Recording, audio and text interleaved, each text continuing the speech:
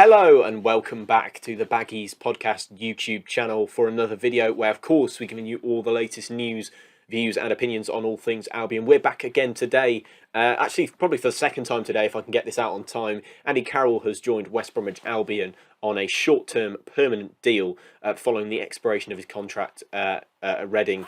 Yeah, we'll be chatting through all the details of that move, obviously looking to replace Daryl Dike temporarily, of course, after the American striker got injured in only his second appearance for the club.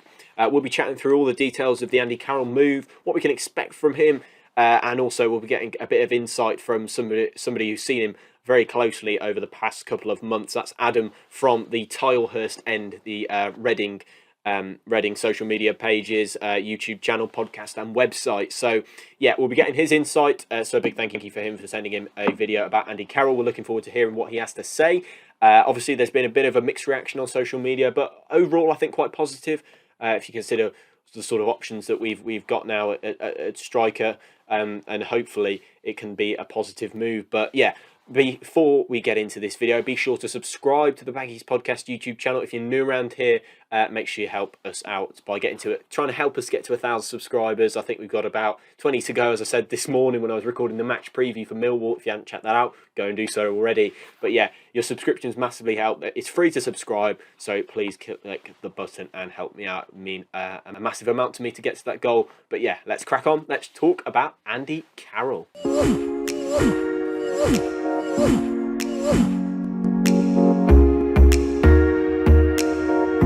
So wow, Andy Carroll to West Bromwich Albion, a very late Christmas carol for Albion as he joins the club on a short-term deal following the expiration of his contract at Reading, of course.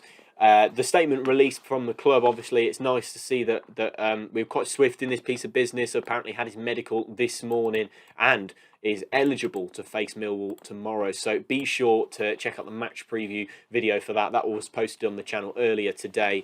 So the former Liverpool, Newcastle, West Ham and England man arrives at the Hawthorns having penned a short-term contract until the end of the season. The 6'4" centre-forward Carroll, who is eligible to play at Millwall on Saturday, bolsters Albion attacking options following a hamstring injury to Daryl Dike and joins following a spell with Reading where he netted twice during an 8-game, 2-month stay. Head coach Valérien Ismaël said, "Andy is a player who is able to help us straight away. He's ready and brings with him all the attributes we need. It could be a win-win situation for us. The fact Andy has played plenty of games for Reading recently is great. He's fit after playing those games and he scored goals during that short-term deal. Hopefully Andy can now score goals for us. After the DK injury, we addressed the situation because it is a big loss and it was clear that he had made an impact in a short time. We needed to replace him and are pleased to welcome Andy, who has lots of experience." Of course, we know Andy Carroll played several games against West Bromwich Albion. Actually, the most goals he scored in his career against one single club is West Bromwich Albion. He scored 7 goals throughout his times at various different clubs for West Brom. I remember him scoring a couple of times for West Ham in our final season in the Premier League in 2017-18. Obviously going back up since then, but that's what I remember from Andy Carroll. I think he scored that sort of bicycle kick as well. Yeah, it's an interesting signing. I'll give my thoughts on it because a lot of negativity surrounding the move, and I think it's harsh to negatively criticise a player before he's even set foot on he's even put the shirt on and set foot on the Albion grass. I think he's going to be a player that is a real differential option for Valérien Ismaël. He is the guy that you want to be pumping a cross into. I mean, if I had the choice to cross into most centre forwards, I think I'd probably choose Andy Carroll. If I'm just going to lump the ball into the box from the wide areas, he's the sort of guy that attacks it with a lot of venom, attacks it with a lot of force, and he's a guy that can score goals in the air. I know people may be put off by the game against Reading.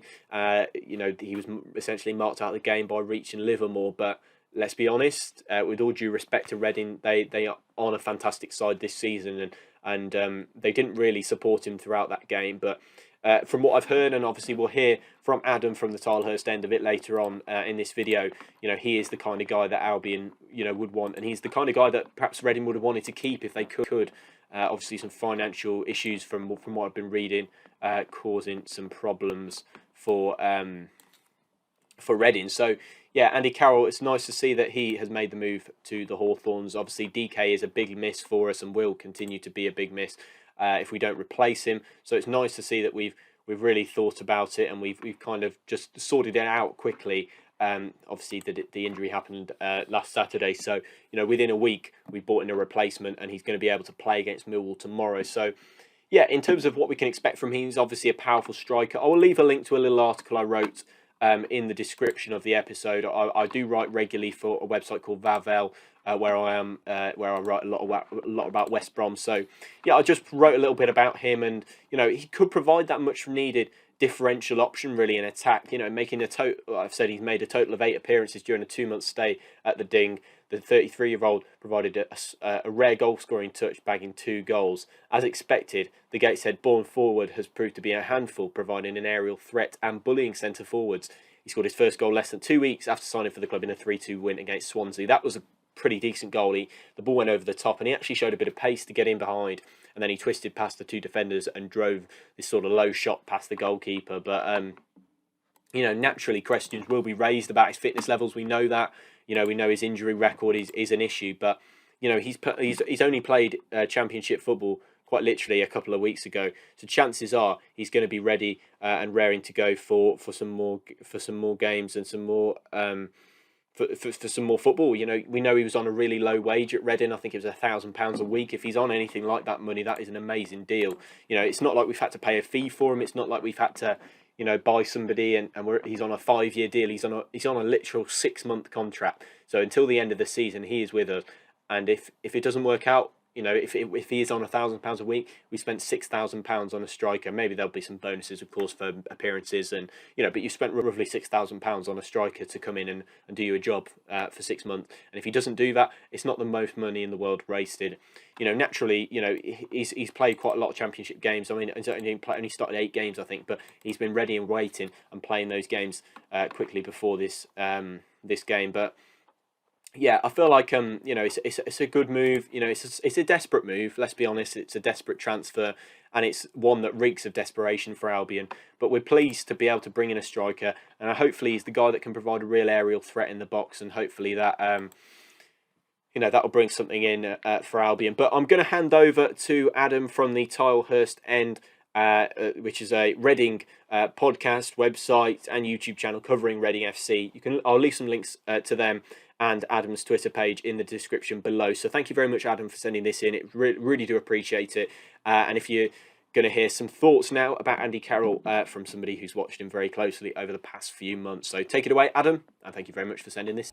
Andy Carroll at Reading. I'm not even sure really where to start because there's so much you can really say about him. Joined in mid-November on a 2-month contract. We weren't sure of the impact that he was going to have really, or whether he was going to stay fit. But he did score 2 goals in 8 appearances. But even that, I don't think that really kind of represents the impact that he had on the Reading team. He kind of completely changed our style of play really. We went a lot more direct, for better or for worse. I think it was for worse for me. But I think that's testament really to his impact. That we did change up our style of play and the quality that he has. Obviously he's not the most mobile at all really, but he did win his headers. And technically he's very good as well. You can tell that he's played in the Premier League before. So that's one good thing about him, is that his technical skills, you can't really be questioned. I've also got to commend his professionalism really. I mean, The Athletic reported that he was on £1,000 per week, and he gave it his all. I can't accuse him of being lazy or anything like that. He always gave it his very best, and stayed fit against all expectations as well. So I have to commend him for that as well. And because of that reported £1,000 per week, there's no doubt at all that he provided value for money, and I think that he'll provide value for money for you guys as well. I'm not 100% sure on the wage that he's on, but I still hold that belief. Considering that he's a free agent as well, it's a bit of a bargain really for you. And obviously it's ideal as well after you spent, I think it's a reported £7 million on Daryl DK. I know that you guys employed quite a conservative kind of transfer strategy and spending policy in the summer, so I don't think you guys were going to really spend obviously that much on other targets and on other replacements as well whilst he's injured. So it's the ideal signing really. And you like to go direct as well. I know that your style of play is quite direct, so I think that's a really good signing for you. But I do think he'll need the likes of Carlin Grant and Callum Robinson kind of close to him. Just to provide that bit of mobility, really, because I think an isolated Andy Carroll, doesn't really do much on his own. I know that he can create something out of nothing, as shown by that second disallowed goal, especially against Fulham. But still, there's only, he can only be so effective without, people around him. So he'll need the adequate service in there to really thrive, and I think that's the reason why he didn't get more goals at Reading, is because he didn't really have that adequate service. And I know that you guys weren't exactly kind of the best kind of in the final third. When we played you, hopefully that's improved now. But the quality in the final third and the chance creation has to be good for him to be really effective. But overall, I think this is a really good signing. I'm not sure he'll be as effective as DK. But he'll fill a hole for sure, and he'll definitely be more effective, in my opinion, than the likes of Jordan Hugill, who's obviously struggled in the early stages, in the first half of the season, and obviously Kenneth Sahore as well, who's kind of out in the cold really at the Hawthorns. So I think he'll be more effective than those two, which can only be a good thing, for fans, in the West Midlands. And for me, I think this is a decent signing overall, and it'll provide value for money. So, yeah, that's all I really have to say on him. And, good luck for the rest of the season, except from when you face us again, obviously, in the reverse fixture. Yeah, wonderful insight there from Adam. I think that's pretty clear that, he could be the guy. I mean, the name coming with it is quite a big thing. And, I think the negativity is difficult because, it's quite difficult because... he's got a big name and he's been at the Euros, he scored at the Euros, he played for England, he's played for Newcastle, been to Liverpool for a big fee. It's difficult, but he's going to come in and he's obviously got that love of the game where he wants to play football, and if he wants to play football, then we can provide him that, and we can provide him the opportunity, the springboard to get him going. And this could potentially be the start of a new era for him. And although he's not a long-term signing, it is a desperate move for Albion, but we are desperate. Let's be honest, we need a striker to come in. Jordan Hugill is off to Cardiff, as we've discovered over the past few hours. And if that's to be the case, then you've got a striker ready-made to come in, really, and take it on. And that's Andy Carroll. I'd have preferred Andy Carroll at the start of the season to Jordan Hugill, and I don't think that's me being harsh. But yeah, hopefully Andy Carroll succeeds. He's got a decent track record in English football, as we all know, scoring several goals throughout his time. So fingers crossed, things can change and things can be a bit better with Andy Carroll potentially scoring some goals at Championship level. We keep our fingers crossed. But that's what I've got to say on Andy Carroll. Drop your comments down below. Big thank you to Adam from the Tilehurst End for sending in that clip. Comment your thoughts. Make sure you subscribe, and we'll see you in the next video here on the Baggies Podcast YouTube channel. Enjoy the Millwall game, and we'll see you soon. Bye-bye.